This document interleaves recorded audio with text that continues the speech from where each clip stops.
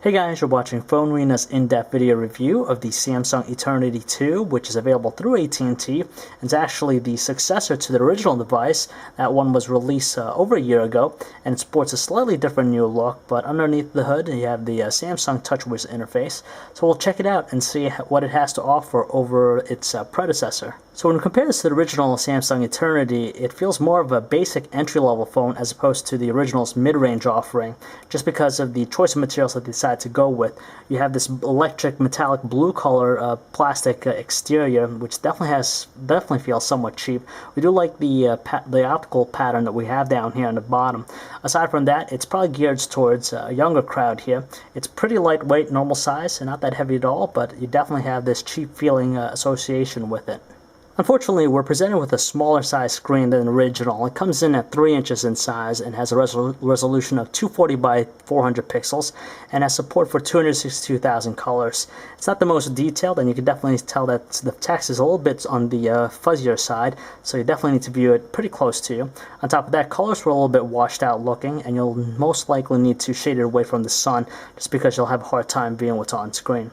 Below the touchscreen, you have these physical buttons here. They're kind of flush to the surface, but they do offer a really good tactile feel, and they're pretty well sized. On the left-hand side, you have the volume rocker with the nice chrome accents to it. On the right side, you have a dedicated shutter key, quick menu key, the lock-unlock, and micro USB port. And on the back, you have the 2-megapixel camera with the notches down here for the speaker. And when you remove the back cover, you'll be presented to access to the battery, SIM card slot, and micro SD card slot. So there's nothing different with the TouchWiz interface found on the Samsung Eternity II. It's pretty typical of other handsets that offer this interface. It does pack a resistive touchscreen, so you need to firmly press the screen just for it to move about the home screens.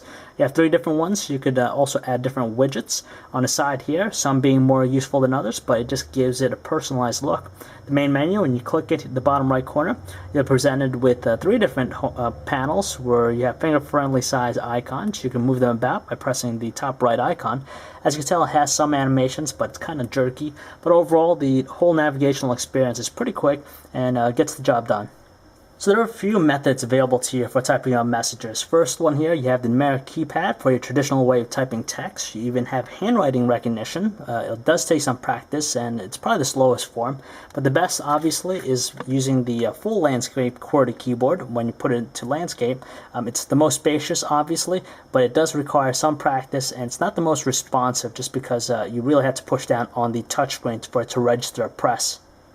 Instant messaging is no different with the Eternity II, just because you're going to have either AIM, Windows Live, or even Yahoo Messenger at your disposal. And for mobile email, it has the same application found in other AT&T handsets, where you simply provide your username and password to automatically set it up. For specific ones, it's going to ask for additional pieces of information like server addresses. The web browsing experience on the Eternity II is fairly usable just because it packs the Opera Mini web browser. It took approximately a little bit over a minute for our page to completely load here. You could just simply click a portion here to zoom in. As you can tell, it automatically will resize the text to fit the length of the page. Scrolling is pretty good, but you need a solid press just because of the resistive touchscreen. And overall, as we said, it's fairly acceptable. We're once again presented to the same exact basic looking music player interface that was found on the original. You'll have the album covers, the music information, and also some on-screen functions. As far as the quality from the speaker, it produced muffled sounding tones that were a little bit on the sharp side. The test video that we loaded on the handset played fairly smoothly. It's encoded in MPEG-4, 320 by 240 resolution. As you can tell, it's fairly smooth and accurate, and we didn't have any problems with playback. Unfortunately, though, it would not play anything else larger than 320 by 240. Unfortunately, the Eternity II drops its camera from the original's 3-megapixel shooter to a 2-megapixel one, but still manages to produce some mediocre-looking images. Outdoor conditions, it produced some okay-looking detail, but had somewhat of an overcast look that made colors look somewhat neutral. Indoors, it did look fairly hazy, but colors were a little bit better. If you're into shooting videos, you might want to look elsewhere just because the quality is not going to be that great on the Eternity II. You're going to be presented with a maximum shooting resolution of 320 by 240, and it captures it at a rate of 14 frames per second. So they're not the most detailed videos you'll see, and they're rather pixelated. And on top of that, they weren't the smoothest out there. We managed to experience some great calling quality on Eternity 2 just because there wasn't any background noise or static in our conversations. And on top of that, voices were crystal clear on both ends.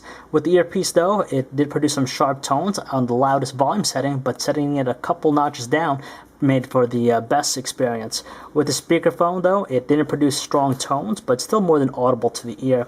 For signal strength, it managed to retain a good amount of bars during our testing and didn't drop any calls as well.